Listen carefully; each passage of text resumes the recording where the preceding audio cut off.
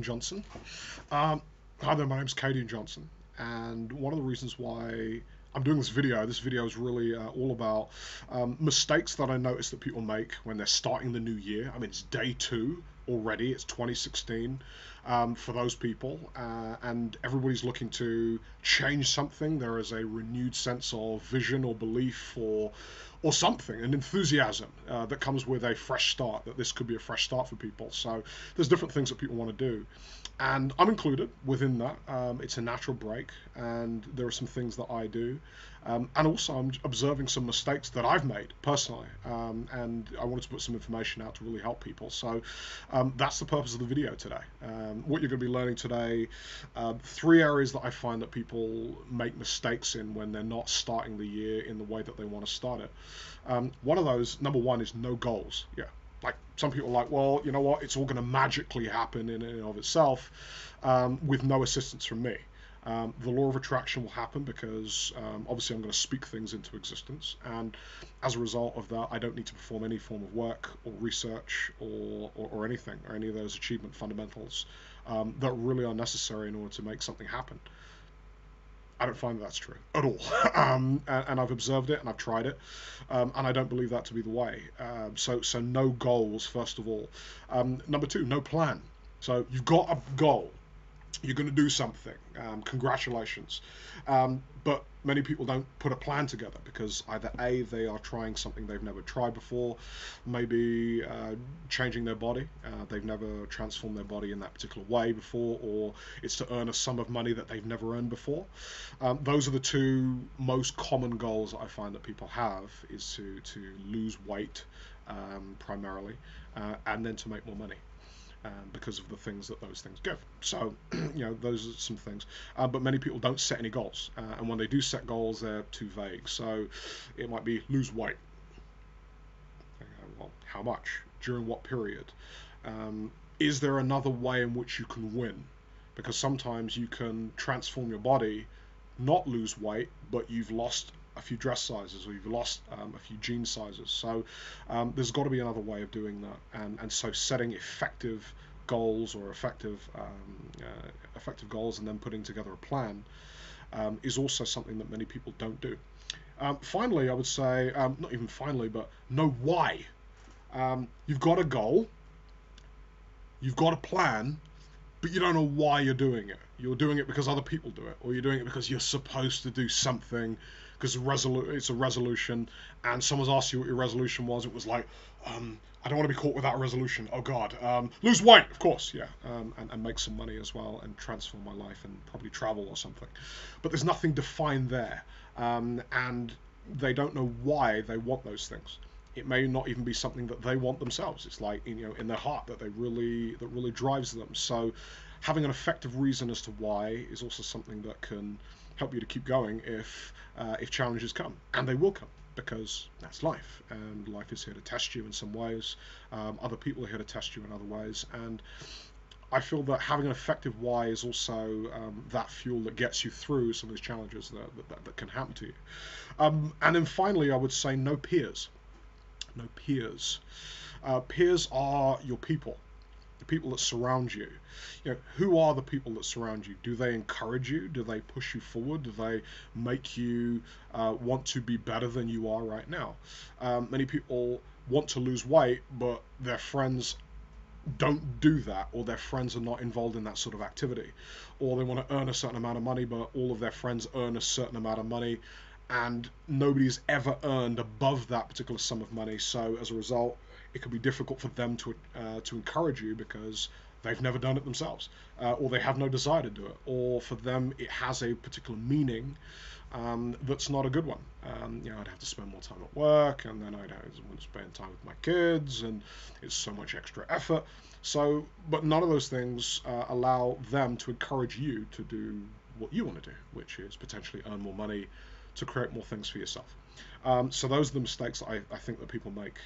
I've certainly made those in the past, and I wanted to share some information that I've certainly learned, things that I'm applying, and give you a couple of examples in terms of how to put that together so that that doesn't affect you this year. That this year can be the year that you actually achieve some things that you really want to do, versus it being a repeat of last year or a year where you didn't achieve what you wanted. First of all, with regards to the goal, I'll give you an example for me personally. I've recently been recovering from a back injury that I had tail end of last year, which I got while training. So it set me back from a goal that I had to gain a particular or to lose a particular amount of weight that I was going to lose. So currently I'm at like 97 kilos or thereabouts, and then I'm looking to move that down to 88 kilos by the 31st of March this year. So I'll keep you in touch with that. I'm recording things on apps and various other things so that I can keep track of what I'm doing. But that's an example of a goal. To lose a specific amount of weight, which in that case is about 9 kilos, and to do it within a 3-month period. That is something where there's clearly a time zone or a deadline, as a clear amount that I have to lose by that particular date. So setting yourself a goal where it's clearly very specific and clearly measurable is certainly something that is going to affect you and certainly going to benefit you in that way. Next, a map. I call it a massive action plan or a plan. The way that I'm going to do that is I'm going to be training for about an hour and a half each day. I have an app on my phone. I use S Health by Google. I also use the Nike Plus app, which I find really cool. I've used it for the first time today, in order to measure my running activity and how fast and what distance, etc. So I find that really useful. And I've also designed a sort of weight training program for myself to do each day, so I know what I'm going to do each day. So that's an example of a plan and something you can do. Now, some people may not know how to set a plan for themselves, and at that particular point, what you can do is actually use the fact that you have the internet, the greatest research tool in the history of humankind, and you can go online. You actually find out how people do these things. So you can find a model, someone who's actually done it, for themselves, and you can copy what they've done. You don't have to reinvent the wheel. You can just model what somebody else has done, maybe adjust it for yourself, and then Bob's your uncle. You're going to get a lot further along, than you could have done if you were just trying to piece it all together for yourself. So that's a good idea. Next, why? Why do I want to lose this weight? Why do I want to transform my body in this way? The reasons I wrote down were more energy. I felt quite sluggish because I had to rest a lot because of my lower back, and so that made me quite sluggish. I didn't feel that I had that kind of emotional snap, as it were. And there are other reasons as well, such as to inspire other people. I'm talking to you. I'm giving you advice. Some things that have helped me and I hope help you. And as a result of giving to inspire other people, I also recognize that people do not want teachers in their lives. They want examples. People have actually gone out there and done it. People have earned their stripes, and I want to be one of those people, to you, so that obviously it increases my credibility towards you, but also it shows you that it is possible. I remember him when he was there, and now he's here. So that's one of the other reasons why I would like to do it as well. And finally, I want to do speaking. Primarily that's my goal. That's something that I want to do. I'm going to do it in public and many other forums as well, and I want to be an icon doing that. And so to do that, you have to create a solid example of what you're talking about. People are going to look at you and they're going to say, well, hold on a second, do you have the credibility to talk about what you're talking about? And what's the evidence of that? And it's good because it's a good thing because if you do that, then it means that people look at you and they go, this person is credible. This person is someone I can listen to. Because look at them. They've got the example. They've set the example. Look what they've done. And so as a direct result, that's something that inspires me to want to help other people. Finally, in terms of peers, who are my peers are going to help me achieve this fitness goal that I have?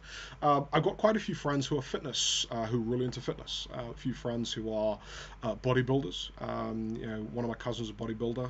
Good friends are bodybuilders as well as quite a few friends who are also into fitness, running, cardio, things of that nature. So I can go to them for encouragement and also ideas as well.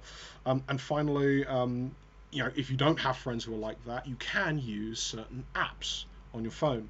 I use the Nike Plus app. I added all my friends and I see that already my friends have clocked miles, and being the person that I am, I of course have to also clock miles, potentially more than them, so that I can go out there and make things happen for myself. So, using an app can help you to get over that. Well, I feel like I've done this activity, I feel like I've done that activity.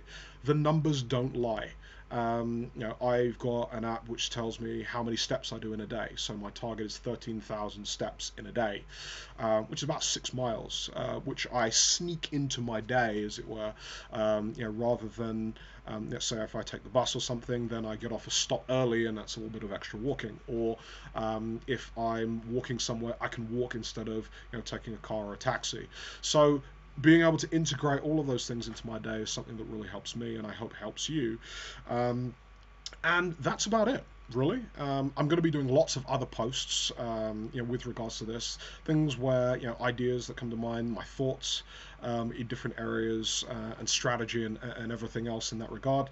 I'm on Instagram. I tend to put something on there each and every day. I'll put the link below, but my Instagram is Instagram at Cadian Johnson at Cadian Johnson, which is Caidian Johnson.